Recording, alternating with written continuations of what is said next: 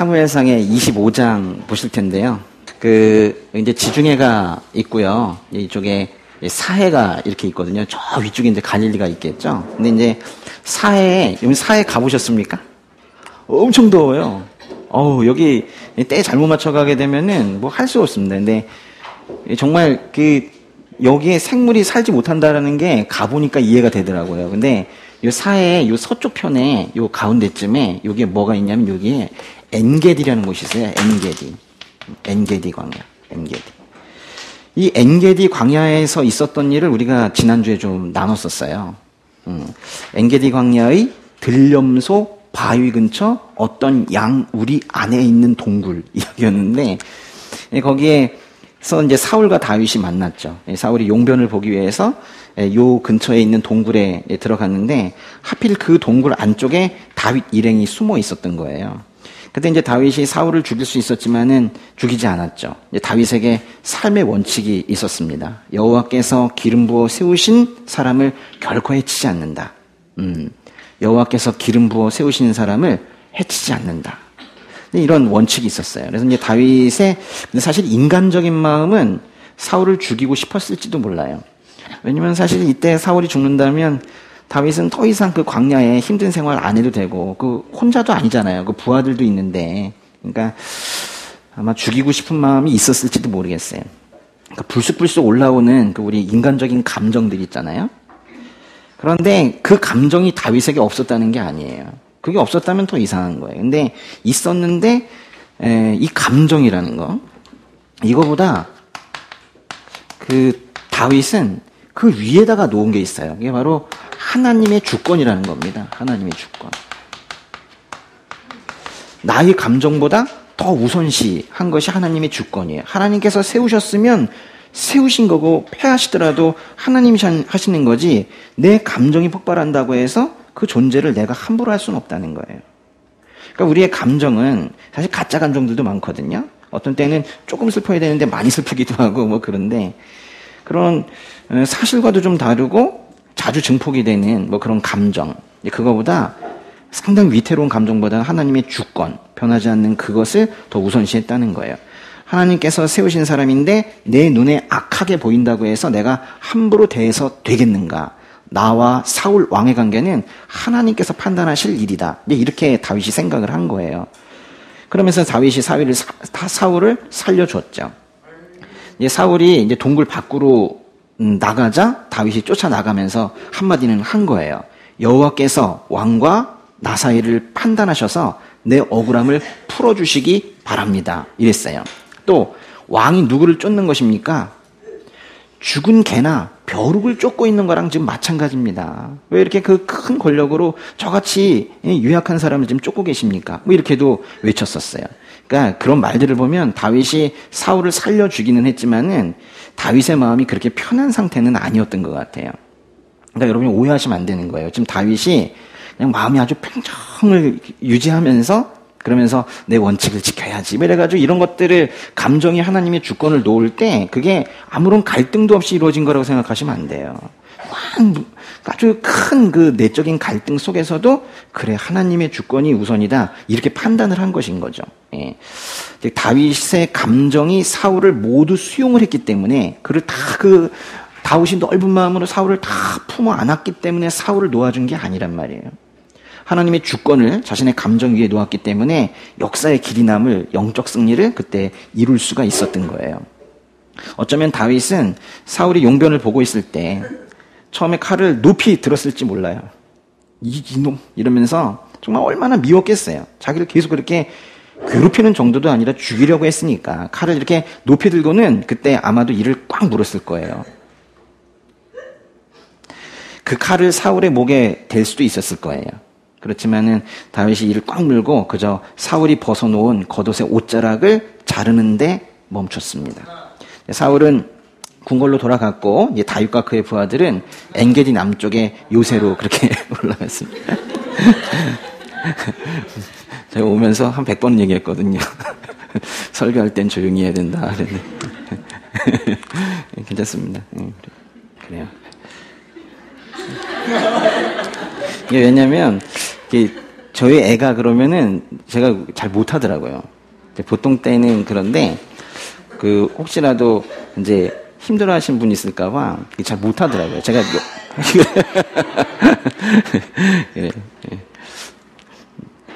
사무엘상이 이제 그렇게 마무리가 됐어요. 이제 사무엘상 24장이 마무리가 그렇게 되었고, 이제 사무엘상 25장을 오늘 펴시는 건데 한번 펴보세요. 사무엘상 25장을 폈더니, 아니, 그런 여태까지 이야기의 흐름과 전혀 상관없는 것만 같은 그런 말씀으로 이 25장이 이제 시작이 되는 거예요. 사무엘상 25장 1절 읽어보세요. 사무엘이 죽었습니다. 그러자 온 이스라엘이 모여 그를 위해 애곡하고 라마에 있는 그의 고향에 묻었습니다. 그 후 다윗은 바란 광야로 내려갔습니다. 아니, 갑자기 사무엘이 죽었다는 얘기가 나와요.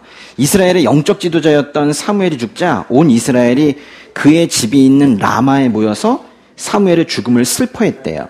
그리고 이제 사무엘을 그의 고향에 묻었다고 했습니다. 이 라마라는 곳은 엔게디가 여기 있다면 라마는 이 위쪽에 있는데요.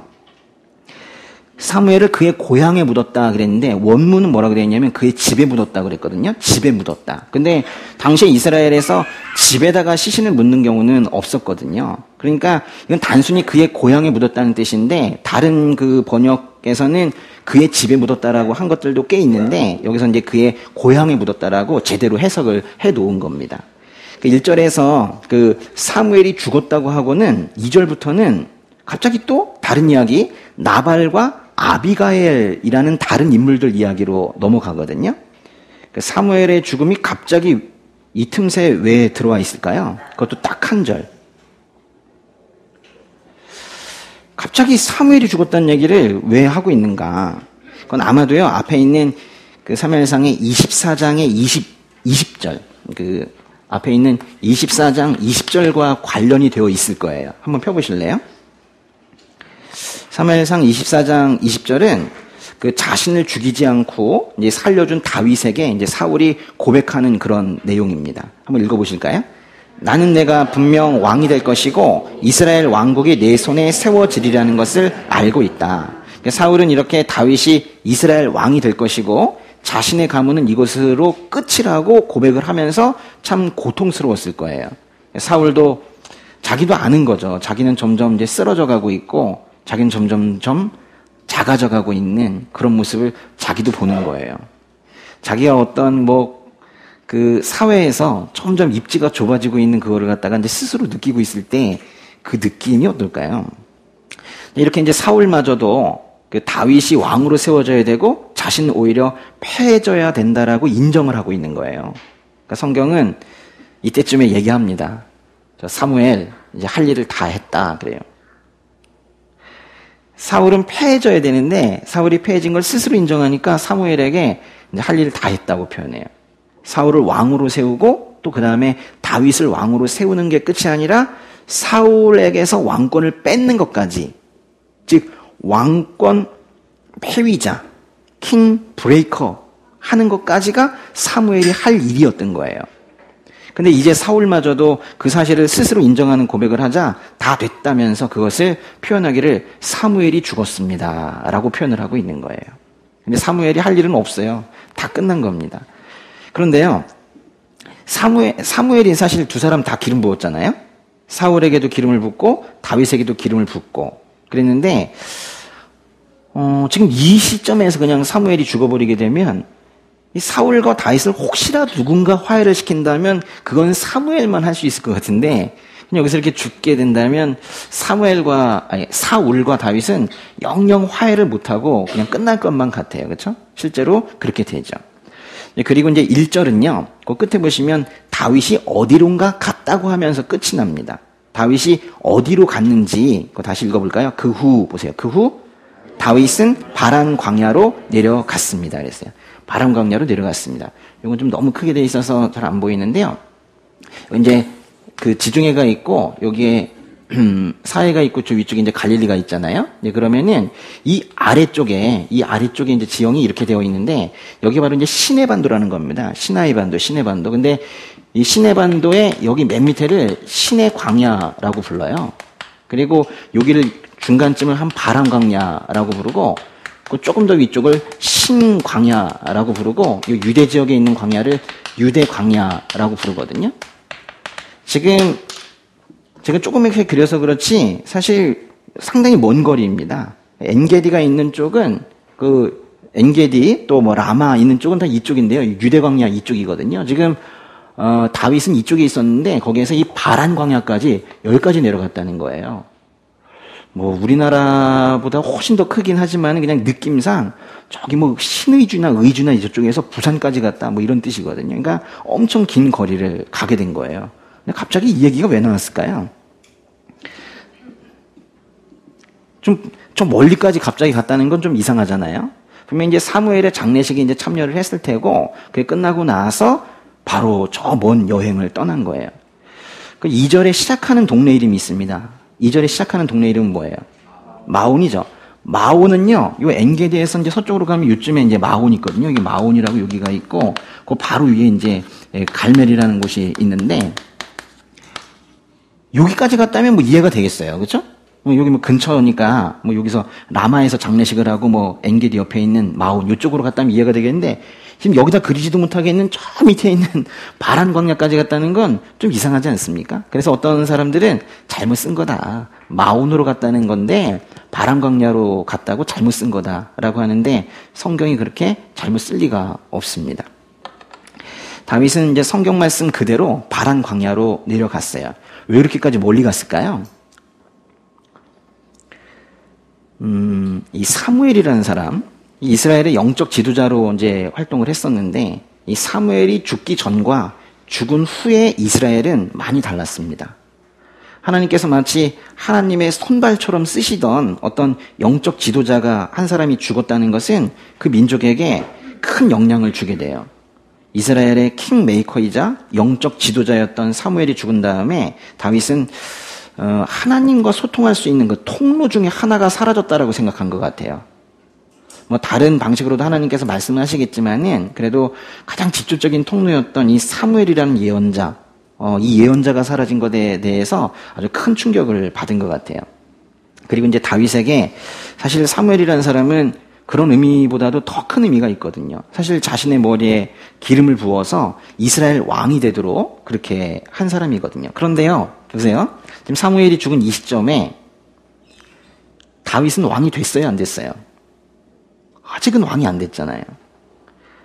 아니, 기름을 부어놓고 죽으면 어떡해요? 기름을 부어놓고 즉위식을 할 때까지는 살아있어야죠. 사울은 기름 붓고 즉위식까지 같이 갔단 말이에요. 근데 다윗은 왕이 되시오 하고 기름 부어놓고는 사무엘 먼저 죽으면 어떡해요? 그러니까 이제 이 다윗의 입장에서 한번 생각해 보세요. 뭔가 지금 자기는 도망자 입장이고 근데 뭔가 기름 부어서 왕이라는 메시지는 받았는데 뭔가 그 이후의 것들을 혼자 이루어가야 한다는 그런 생각이 든 거예요. 사실 겁이 덜컥 난 거죠. 갑자기 어떤 책임감 위에 자신 혼자 이루어가야 된다는 그런 부담감 이런 것들이 갑자기 막 몰려오게 된 거예요. 중압감이. 또 그러다 보니까 또 다윗의 마음 한켠에는 큰 허망함 이런 것들도 있었을 거예요. 뭔가 힘들 때 또 어찌해야 될지 모를 때 그때 하나님의 음성을 듣기 위해서 사무엘을 찾아갔었는데 이제는 그것도 할 수가 없는 거잖아요. 또 자기 개인적인 것을 떠난다 하더라도 이 사무엘이 없는 이스라엘 이거 어떡하지? 이런 어떤 아주 큰 염려, 국가에 대한 그런 걱정 이런 것들도 있었을 거예요. 아주 그 짧게 되어 있지만 이 바람 광야로 내려갈 때 여기서 이쪽으로 내려갈 때 이 긴 여행을 할 수밖에 없는 정도의 그런 어떤 큰 마음의 동요가 다윗에게 있었을 거예요. 근데 딴 데도 갈 수 있는데 왜 이렇게 멀리 갔을까요? 멀리 있는 바란 광야로 갔습니다. 무슨 광야예요? 바란 광야로 갔습니다. 바란 광야. 다윗에게는 이 사무엘이 없는 이 시기를 새 시대라고 규정을 한 것 같아요. 민수기 10장에요. 11절부터 13절까지 11절부터 13절까지 읽어보겠습니다. 2년째 되는 해 둘째 달 20일에 구름이 증거의 성막 위에서 나아가기 시작했습니다. 그러자 이스라엘 자손들이 시내 광야를 떠나 행선지를 향해 나아갔습니다. 그러다 구름이 바란 광야에 머물렀습니다. 이렇게 그들은 여호와께서 모세를 통해 주신 명령대로 처음 길을 나섰습니다.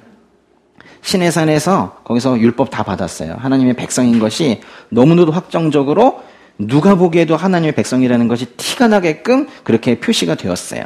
그리고 나서 시내산을 떠나서 처음으로 향한 곳이 바로 바란 광야입니다.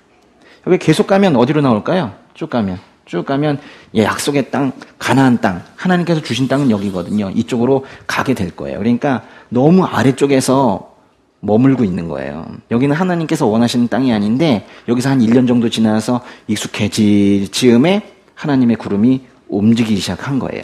약속의 땅을 향해서 가기 시작을 한 겁니다. 새롭게 시작을 한다는 거예요. 사실 이집트에서 나온 이 인생들, 구원받은 인생들 이야기하는 건데 우리와 같은 사람들입니다. 근데 이제 구원받은 인생이라고 말하고 있지만은 구원받은 인생이라고 말하고 교회에도 계속 이렇게 나오고 있는데 뭔가 정체되어 있는 것만 같은 그런 상태에 있을 수 있어요. 이게 바로 여기에 있는 건데요. 계속 뭔가 이게 정체되어 있는 것만 같은 그런 느낌. 뭔가 신앙의 도약이 되지 못하고 하나님과의 거리도 계속 어느 정도 계속 좀 먼 것 같은 느낌이 들고 이러면서 계속 정체되어 있는 어떤 신앙의 느낌이 있거든요. 이집트 노예 생활에서 빠져나오기는 했는데 젖과 꿀이 흐르는 약속의 땅의 그 기쁨은 아직 누리지 못하는 그런 과도기적인 상태가 있어요. 이집트에서 빠져나오긴 했지만 아직 약속의 땅의 그 기쁨은 누리지 못하는. 그때 이렇게 약속의 땅을 향해서 그래 떠나자 해서 약속의 땅을 향해서 발을 내딛는 거. 근데 그게 나의 계획대로 내딛는 것이 아니라 하나님의 구름이 움직이니까 나도 순종해서 움직이는 거. 그걸 갖다가 바란 광야로 간다라고 말해요.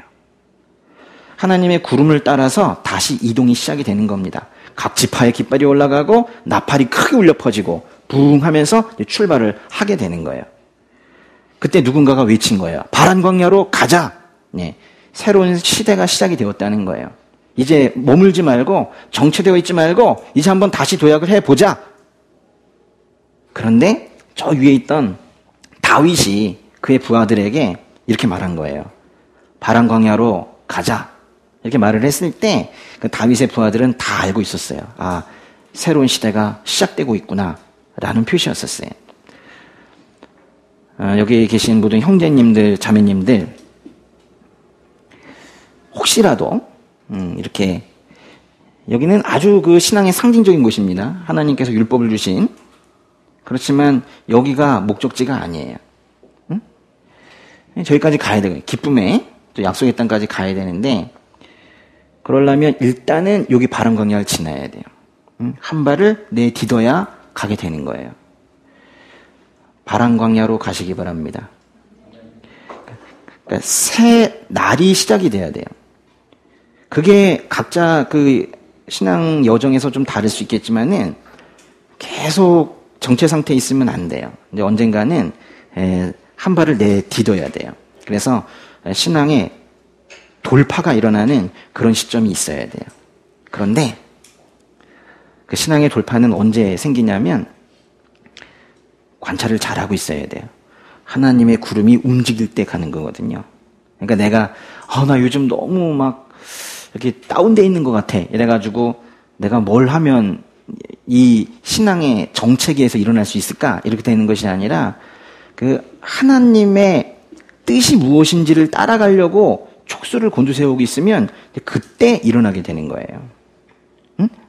응? 내가 왜 이런가 여기에 집중하지 마시고 하나님께서 나를 어떻게 바라보시는지 하나님의 계획을 계속 관찰하고 쫓아가고 있을 때 그때 회복이 될 수 있는 거예요.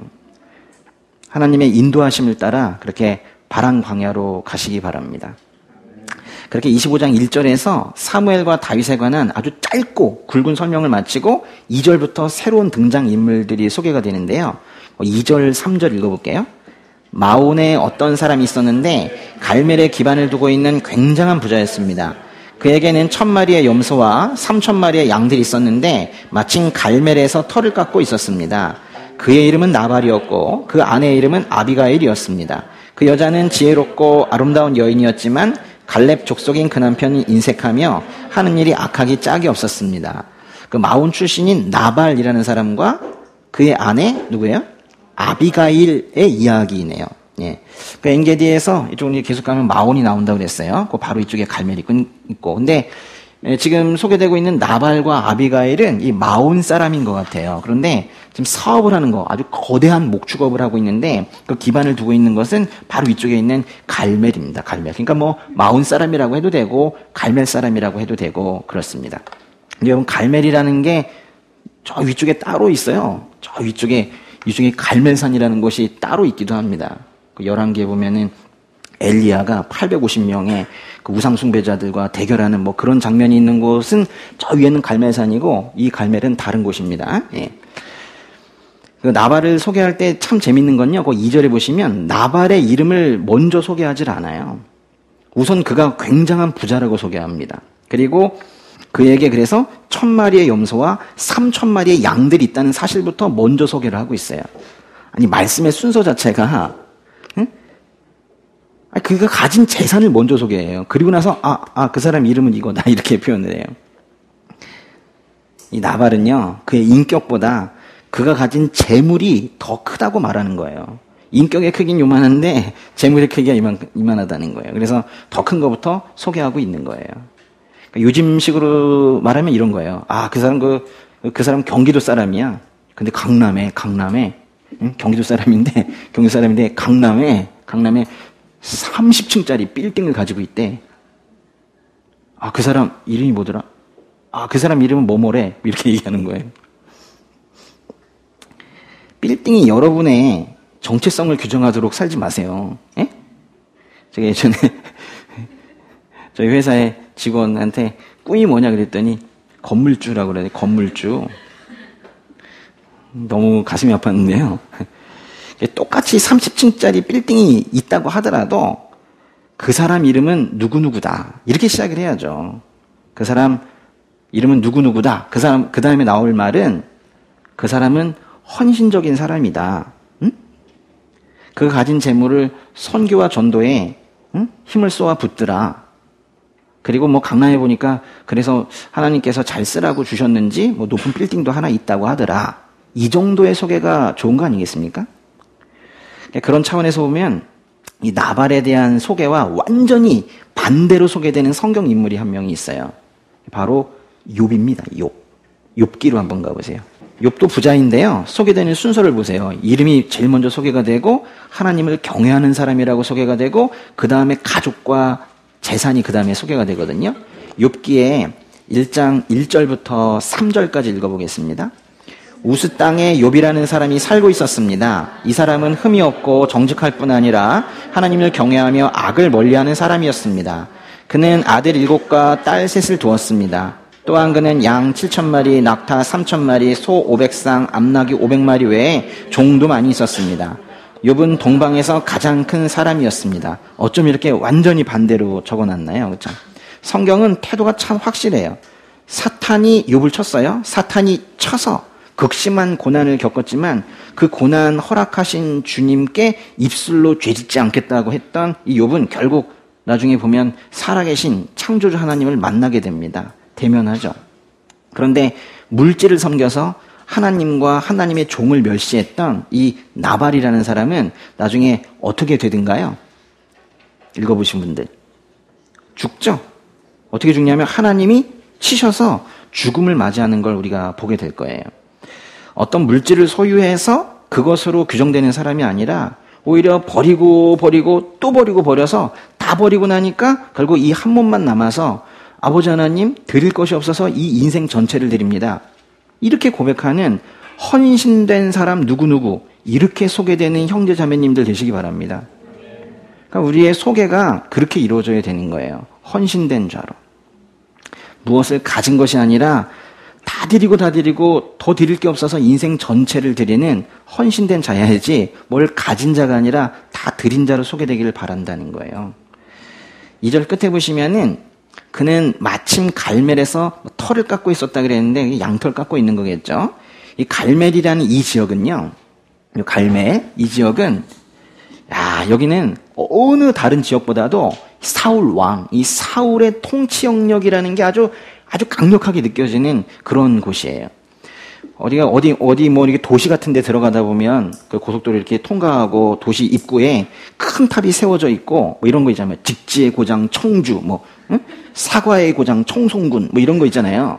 그 지역을 대표하는 말, 뭐 이런 것들 적어놓고 하잖아요. 근데 이 갈멜이라는 곳에 이제 들어서면 이렇게 돼 있단 말이에요.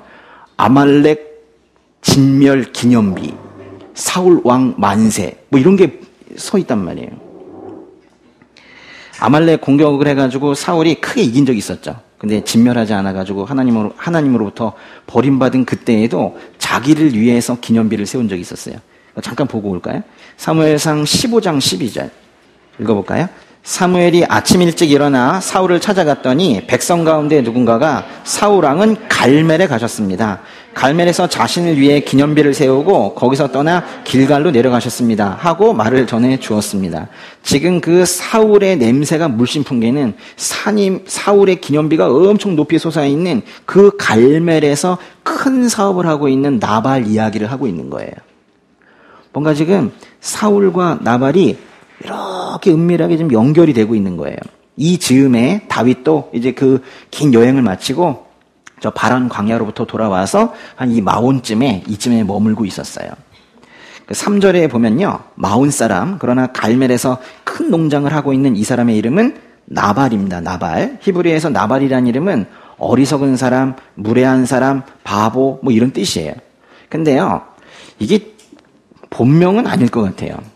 이게 뭐 부모님이나 친척들이 자식을 어리석은 사람 이렇게 이름을 짓지는 않았을 거 아니에요, 그렇죠? 근데 이제 본명은 아닐 것 같은데 또는 뭐 좀 어근이 다른 히브리어 단어에서 온 것일 수도 있고 그래요. 그리고 이제 아내가 소개가 되는데 아내 이름이 뭡니까? 아비가일이죠. 아비가일. 아비가일은 지혜롭고 아름다운 여인이라고 소개하고 있고 나발은 인색하고 하는 일이 악하기 짝이 없다고 소개하고 있어요.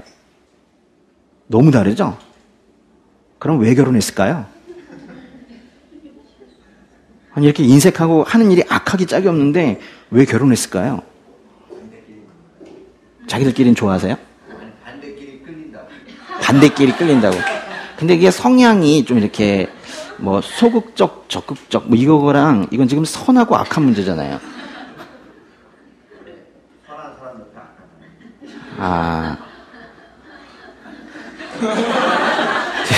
네, 은혜를 많이 받으셨습니다.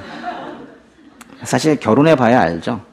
결혼해봐야 압니다. 결혼을 하고 사실 한 단계 더 나가서 아이를 낳아봐야지 자기가 배우자도 자식도 제대로 사랑하지 못하는 인색하고 악한 존재라는 걸 그때 알게 되는 거예요. 네. 상대가 그렇다는 걸 아는 게 아니고 자기를 알게 된다고요. 이렇게. 네. 근데 이제 나발을 소개하는 말에 그 특별한 표현이 하나 있어요. 거기 보시면 이렇게 돼 있죠. 갈렙 족속인 그 남편은 그랬죠. 이건 그냥 넘어갈 수 없는 표현이에요. 갈렙 족속인 그 남편. 이스라엘 역사에서 이 갈렙이라는 이름은 믿음과 용맹의 그런 상징이거든요. 갈렙. 민수기 13장으로 가보세요. 우리 아까 바란 광야까지 간 거를 얘기했었는데 이게 시내 광야를 떠나서 바란 광야를 거쳐서 이제 가나안 땅을 향해서 계속 올라가고 있는 이런 상황이거든요. 그때 이스라엘 백성들이 힘든 광야 생활 속에서 불평불만을 쏟아놓습니다. 그러다가 한번 불로 지져지기도 하고, 또 고기 달라고 고기 먹고 싶다고 뭐 이렇게 하니까 이제 하나님께서 성경의 표현으로 하루길 되는 면적에 90cm 정도의 메추라기를 쏟아 부으셔가지고는 아주 실컷 뭐라 밀었단 말이에요. 근데 이게 성경의 표현대로 그 이 사이에서 다 씹히기도 전에 아주 극심한 재앙을 주셨다 그랬어요. 그래서 불평불만을 하면서 징계도 받으면서 그러면서 점점 가나안 땅을 향해서 가고 있는데요. 이후에 이제 거의 가까이 갔을 때 하나님의 명령에 따라 하나님께서 명령하셨어요. 저 가나안 땅, 약속의 땅을 정탐하고 오너라 그랬어요. 그래가지고 이스라엘의 이제 12지파에서 한 명씩을 뽑았습니다. 그래가지고 12명이 정탐하러 가기로 했는데 그때 유다 지파의 대표 정탐꾼으로 뽑힌 사람이 이 갈렙이라는 사람이에요. 갈렙은 무슨 지파예요?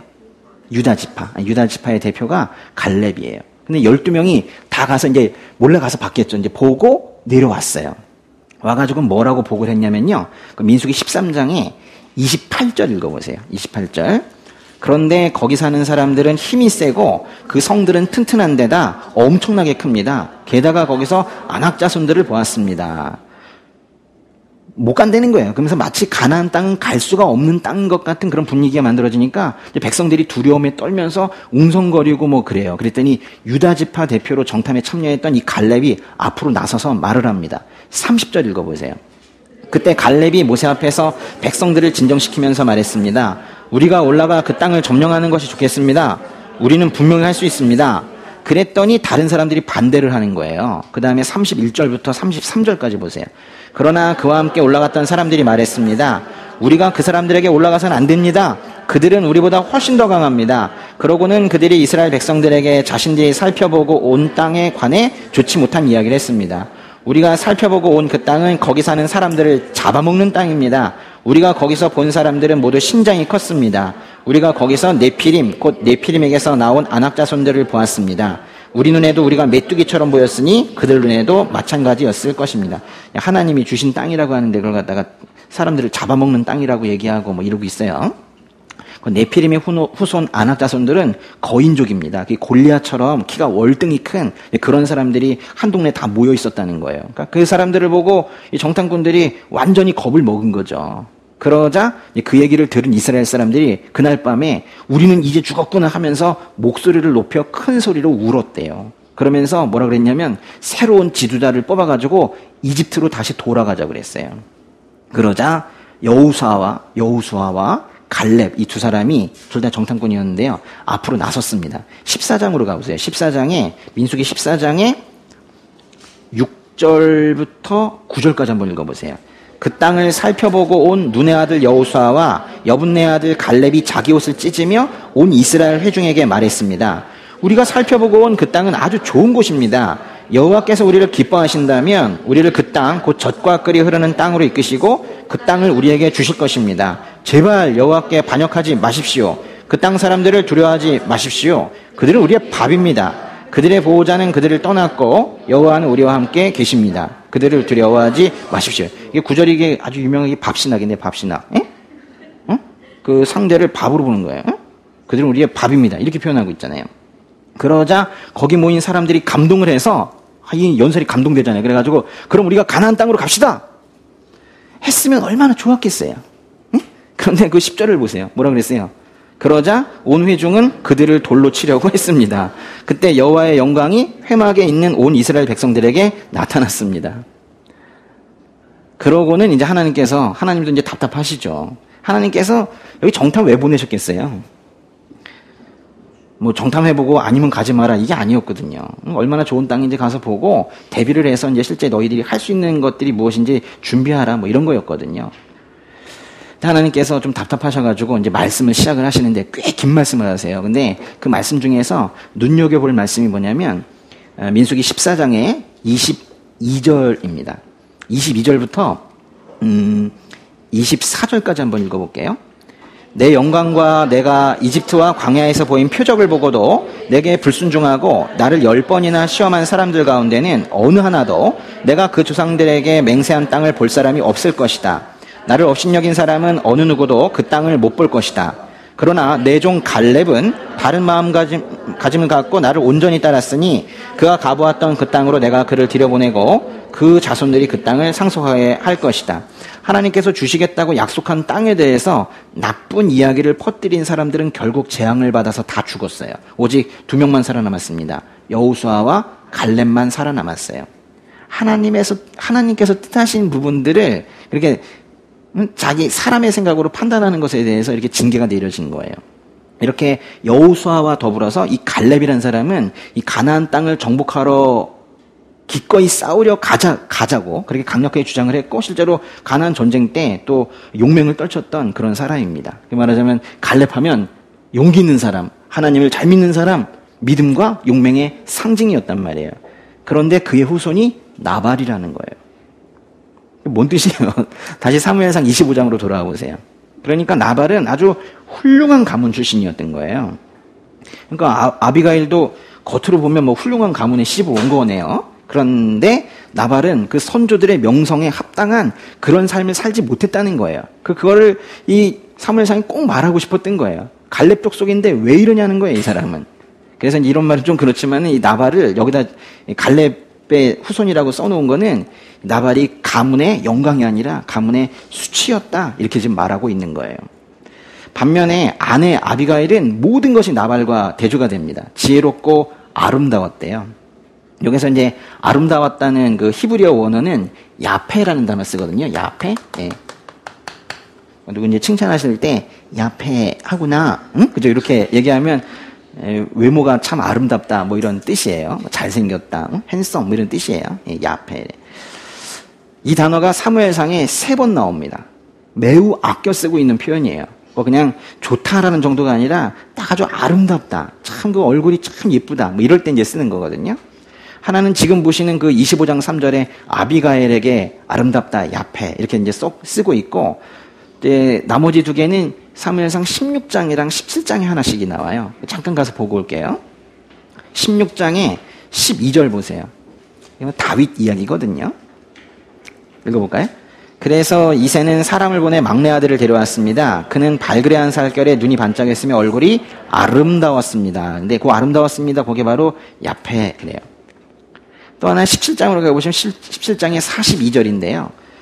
17장의 42절은 또 골리앗이 다윗을 보면서 하는 얘기인데, 하는 그 반응인데요.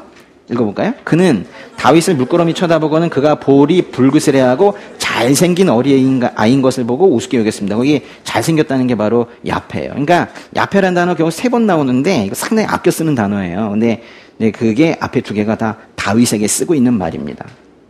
그리고 또 야페한 여인이 아비가일이에요.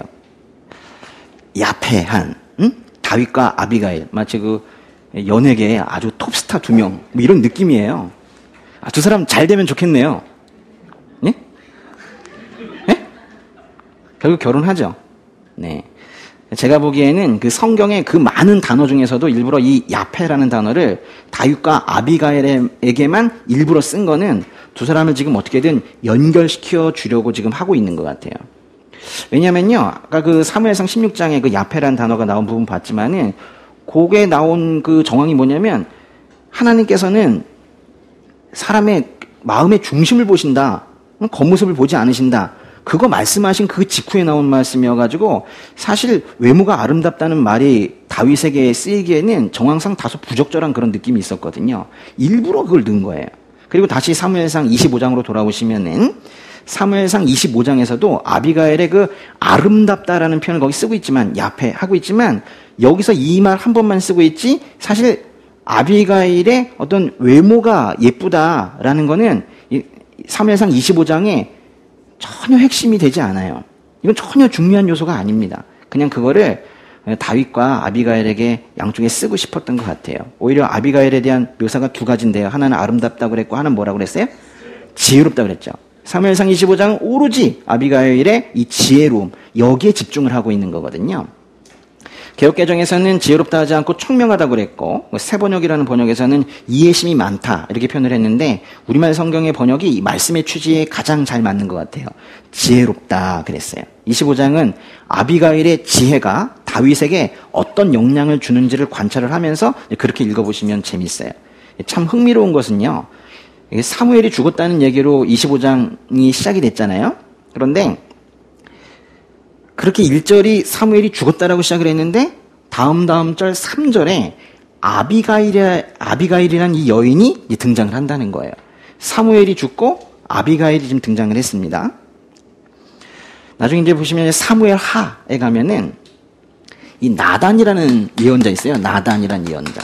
이 나단이라는 예언자가 항상 이 다윗 옆에서 하나님의 말씀을 대언해 주면서 다윗을 옳은 길로 이렇게 인도해 가거든요.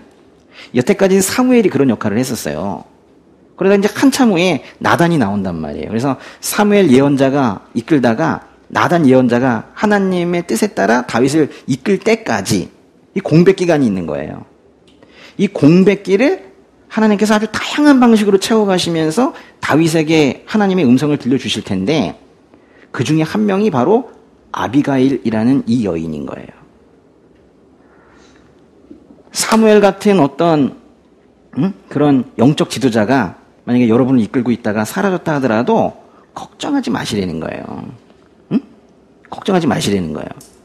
다시 나단이라는 선지자, 예언자를 또 준비하실 텐데 그럼 그 공백은 어떡하냐? 걱정하지 마시라는 거예요. 심지어는 예언자가 아닌 그냥 아주 평범한 어떤 여인을 사용하셔서라도 여러분의 길을 인도하신다는 거예요. 그래서 하나님께서는 다윗을 그냥 내버려 두지 않습니다. 아까 다윗은 바란 광야로 갈 때 이제 내가 혼자 해야 되는구나 이런 생각했을지 모르지만 결코 그렇지 않더라는 거예요. 그 공백을 분명히 채우시더라는 거예요. 그래서 이제 앞으로 읽어 나가시면서 하나님께서 이 아비가일이라는 여인을 통해서 다윗에게 어떻게 하나님의 음성을 주시는지를 그걸 중심으로 보시면 좋아요. 예. 아비가일이 하는 말을 한 여인이 하는 말로 생각하지 마시고 하나님께서 이 여인을 통해서 다윗에게 어떤 음성을 주시는가 그렇게 보시란 말이에요. 그 사무엘상 25장으로 다시 돌아오셨죠. 거기에 4절부터 8절까지 읽어보겠습니다. 다윗이 광야에 있을 때 나발이 양털을 깎고 있다는 말을 들었습니다. 다윗은 10명의 소년을 보내며 이렇게 일러 주었습니다. 갈멜에 있는 나발에게로 올라가서 내 이름으로 인사하고 그에게 당신이 장수하기를 빕니다. 당신과 당신 집안이 평안하기를 빕니다. 또 당신의 모든 소유물도 평안하고 번창하기를 빕니다. 내가 듣기로 양털 깎는 기간이라고 하던데 당신의 양치기들이 우리 쪽에 왔을 때 그들을 함부로 대하지 않았고 갈멜에 있는 동안 그 어떤 것도 없어지지 않았습니다. 당신의 종들에게 물어보면 이야기해 줄 것입니다. 그러니 내 소년들에게 잘해주길 바랍니다.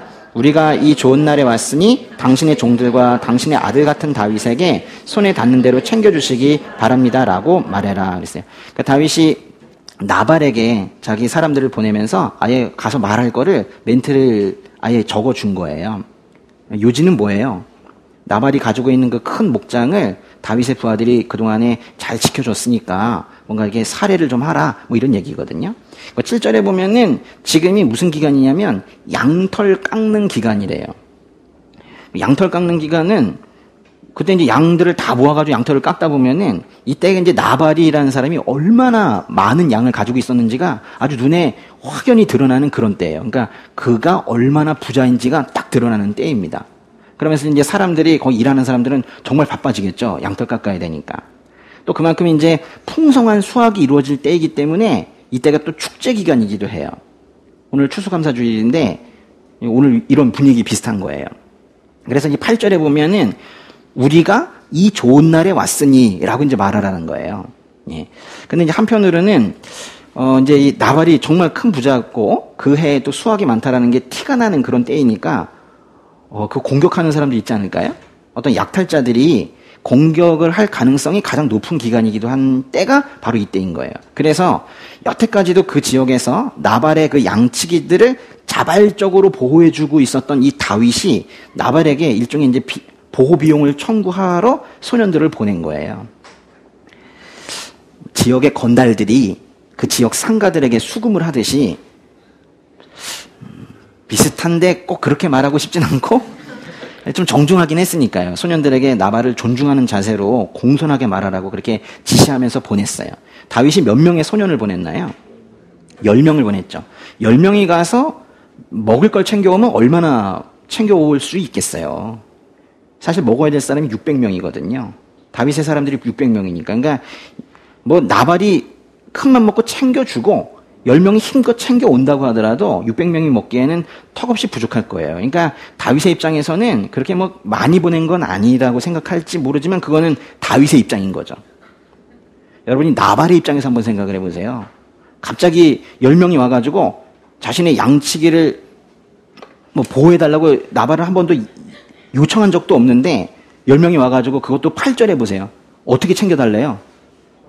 손에 닿는 대로 챙겨주시기 바랍니다. 누군가가 여러분한테 그렇게 말했다고 생각해보세요. 손에 닿는 대로 챙겨주시기 바랍니다. 이게 뭔 뜻이에요? 도대체 얼만큼 챙겨줘야지 돼요? 그죠? 손에 닿는 대로 다 챙겨주라는 거예요.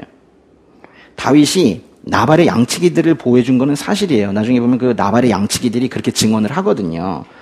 그렇지만 그렇다고 해서 그 대가를 요구하는 이런 모습. 아니, 도와줬으면 도와준 걸로 끝나야지. 가서 대가를 요구하는 이런 모습은 사실 이건 아주 좋게만 볼 수는 없어요. 그냥 어떻게 말하면 지역 불량배와 크게 다르지 않은 뭐 그런 모습입니다. 네. 그 다음에 9절부터 12절까지 보세요. 다윗의 사람들이 도착해 다윗의 이름으로 나발에게 이 모든 말을 그대로 전하고 기다렸습니다. 나발이 다윗의 종들에게 대답했습니다. 다윗이 대체 누구냐? 이새의 아들이 누구냐? 요즘 자기 주인을 버리고 떠나는 종들이 많다는 얘기를 들었다. 내가 왜 내 빵과 물과 양털 깎는 사람들을 위해 잡은 짐승의 고기를 가져다가 출신도 모르는 사람들에게 주겠느냐? 다윗 쪽 사람들이 오던 길로 돌아와 다윗에게 이르러 이 모든 말을 전했습니다. 다윗이 보낸 사람들이 나발에게 다윗이 지시한 대로 그대로 말을 하자 나발이 다윗의 요구를 아주 매몰차게 거절을 했습니다. 사실 나발에게는 그 다윗의 요구를 들어줄 법적인 책임은 없잖아요. 자기가 뭐 보호를 요청한 것도 아니고. 그렇지만은 그래도 최소한 인정상 그리고 그 동네의 관행상 뭐 소정의 사례는 하는 게 아마 옳았을 거예요. 더구나 이제 다윗과 나발은 요즘식으로 따진다면 친척 아닙니까? 같은 지파잖아요. 예? 갈렙이 유다 지파라고 그랬죠. 갈렙의 족속이면 유다 지파죠. 다윗도 유다 지파란 말이에요. 그 정도 되면 사실 뭐 조금 도와줄 수도 있는 뭐 이런 상황이거든요. 그렇게까지 차갑게 할 필요는 없었던 것 같아요. 근데 10절에서 나발이 이럽니다. 다윗이 대체 누구냐면서 다윗이 누군지 전혀 모르는 척하고 있어요. 그런데 그 다음에 보시면 요즘 자기 주인을 버리고 떠나는 종들이 많다는 얘기를 들었다 하고 말하는 거 보면 이게 아마도 사울과 다윗의 관계를 나발이 다 알고 있었던 것 같아요. 그러니까 알면서도 지금 모르는 척한 거죠. 그러면서 다윗 일행에게 먹을 거 좀 달라고 하는 그거를 거부한 거예요. 근데 나발은요 지금 다윗의 요청을 거부한 것뿐만 아니라 사실 다윗을 자기 주인을 버리고 떠난 종으로 비유하면서 사실 조롱하기까지 한 거죠. 그러니까 소년들이 다윗에게 돌아와서 거절당했습니다. 또 조롱당했습니다. 이렇게 이제 말을 한 거예요. 그러니까 다윗이 화가 난 겁니다. 아주 격한 반응을 보이는데요. 13절 한 절 읽어보세요. 다윗이 소년들에게 말했습니다. 칼을 차라. 그리하여 그들은 칼을 찼고 다윗도 칼을 찼습니다. 약 400명 정도의 사람들이 다윗과 함께 올라갔고 200명은 짐을 지키며 남아 있었습니다. 다윗은 600명 중에서 400명을 데리고 3분의 2를 데리고 나발을 치러 간 거예요. 사실 이거는 칭찬받을 일이 아니에요. 이건 분명히 잘못된 판단이죠. 하나님 기뻐하시는 일 아니에요. 근데 이게 정말 안 좋은 장면이거든요. 이러면 안 되는 거예요. 근데 전 이 장면이 좀 멋있어요. 근데 좀 멋있진 않습니까? 칼을 차라. 멋있잖아요? 저도 남잔가 봐요. 칼을 차라. 좀 멋있잖아요. 이게 뭐예요, 분위기가? 왜래요? 영화로 찍는다면은 아주 멋있을 수 있는 뭐 그런 장면인데 이 장면은 우리를 정말 슬프게 해요. 13절에만 칼이라는 단어가 3번 나옵니다. 칼을 차라. 그들이 칼을 찼고 다윗도 칼을 찼대요. 다윗이 언제부터 이렇게 칼에 의존하고 살았어요? 나발보다 훨씬 큰 골리앗 앞으로 달려갈 때에도 칼 버리고 갔습니다. 이 사람은 왜 이렇게 된 거예요? 심지어 여호와께서는 칼이나 창으로 구원하지 않으신다. 이렇게 선언까지 했던 그런 다윗이었잖아요. 근데 지금 왜 이러는 겁니까? 수금이 제대로 이루어지지 않으니까 동네 식당 들러가지고 둘러 없는 그 건달 영화, 응? 그런 거 한 장면 보는 것 같지 않아요? 이성을 잃고 포효하는 그런 사자처럼 다윗이 달려가고 있는데 이걸 그대로 뒀다가는 다윗이 불량배처럼 달려가서는 같은 지파의 사람을 죽였다라는 그런 소문이 분명히 퍼질 거예요. 그러면 그런 경우에 나중에 이스라엘 왕이 되긴 쉽지 않습니다. 사람들을 통솔하는 데에도 아주 치명적인 이력이 될 것이 뻔해요. 근데 이때 지혜로운 아비가일이 등장을 한 거예요. 14절부터 17절까지 읽어볼게요.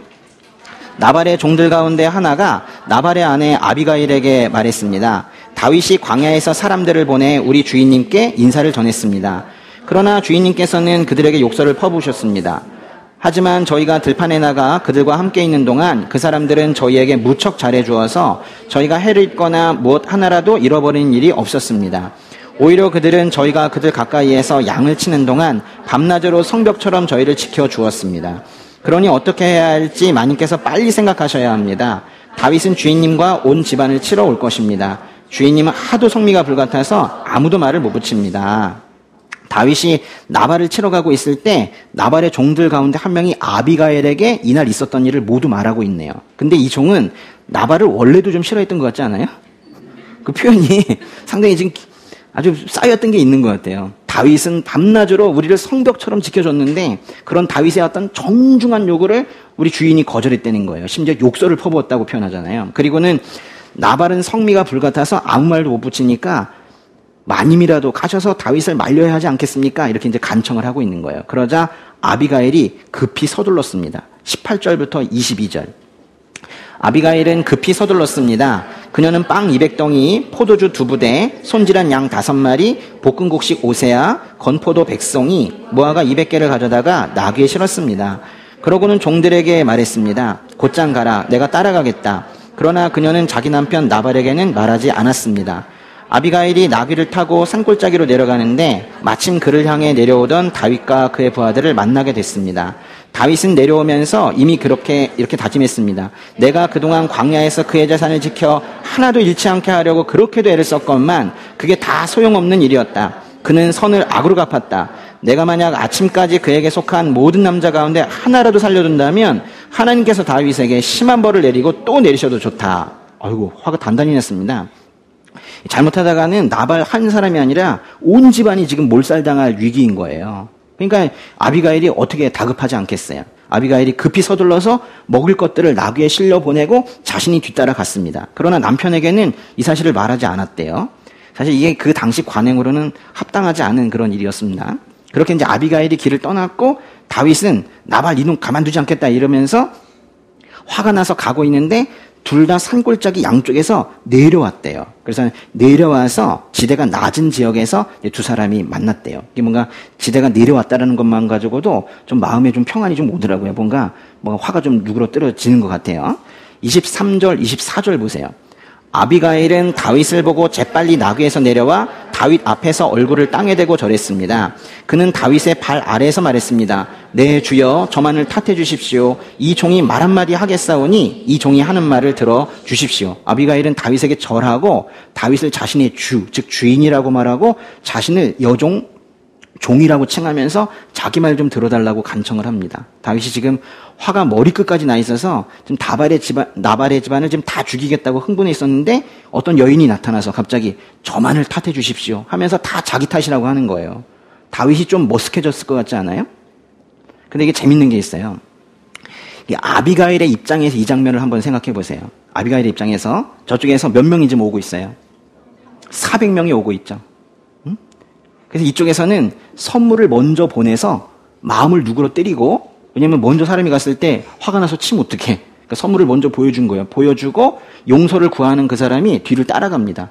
400명을 거느리고 온 사람을 만나자 갑자기 이제 엎드려서 절하고 네 주여 라고 하는 이 장면. 어디선가 본 것 같지 않아요? 맞아요. 야곱 이야기에서 창세기 32장으로 한번 가보세요. 창세기 32장, 형 에서에게 거짓말을 해서 형의 장자권을 뺏고 아버지로부터 축복도 혼자 다 받은 야곱이 오랜 기간이 지나서 형 에서를 만나러 가는데 겁이 나는 거죠. 자기가 죽을 것만 같은 거예요. 그런 장면인데요. 창세기 32장의 6절 읽어보세요. 심부름꾼이 야곱에게 돌아와 말했습니다. 저희가 주인 어른의 형님께 갔는데 지금 그분이 주인 어른을 만나러 오시는 중입니다. 400명이나 되는 사람들을 거느리시고 함께 오고 계십니다. 7절도 읽어볼까요? 야곱은 너무 두렵고 마음이 괴로워서 자기와 함께한 사람들과 양떼와 소떼와 낙타들을 두 무리로 나누었습니다. 형이 400명을 데리고 온다니까 두려워진 야곱이 이제 선물을 준비합니다. 13절부터 15절까지 읽어보세요. 그날 밤 야곱은 거기에 머물렀습니다. 그는 자기가 가진 것들 가운데 자기 형 에서에게 줄 선물을 골랐습니다. 그것들은 암염소 200마리와 순염소 20마리, 암양 200마리와 순양 20마리, 젖먹이는 암낙타 30마리와 그 새끼들, 암소 40마리와 황소 10마리, 암낙이 20마리와 순낙이 10마리였습니다. 마치 그 아비가일이 준비한 것처럼 열거가 쭉 되어오고 있는데요. 그 선물을 먼저 출발하게 합니다. 32장의 16절 읽어보세요. 16절. 야곱은 그것들을 여러 때로 나눠 각각 자기 종들에게 맡기고는 말했습니다. 나보다 앞서 가라. 그리고 가축대 사이에 거리를 두고 가라. 그리고 선물을 먼저 보내고 나중에 정말 야곱이 에서를 만났습니다. 드디어 만나는데요. 33장으로 가보시면 33장의 1절 읽어보세요. 야곱이 눈을 들어보니 에서가 400명을 거느리고 다가오고 있었습니다. 야곱은 자식들을 레아와 라헬과 두 여종에게 나눠 맡겼습니다. 생각해보세요. 400명이 한꺼번에 다가오고 있대요. 얼마나 위압적이었겠어요. 드디어 야곱과 에서가 만나는데요. 3절 읽어보세요. 야곱은 그들의 맨 앞으로 나아갔습니다. 그는 땅에 엎드려 7번 절하며 자기 형에게 다가갔습니다. 야곱이 엎드려 절하고는 형에게 뭐라고 부르는지 보세요. 8절. 에서가 물었습니다. 내가 만난 이 가축무리들은 다 무엇이냐? 야곱이 대답했습니다. 제 주인이신 형님께 은총을 입고자 가져온 것입니다. 결국 무사히 이 두 사람과의 관계가 회복이 되면서 이야기가 마무리되는데요.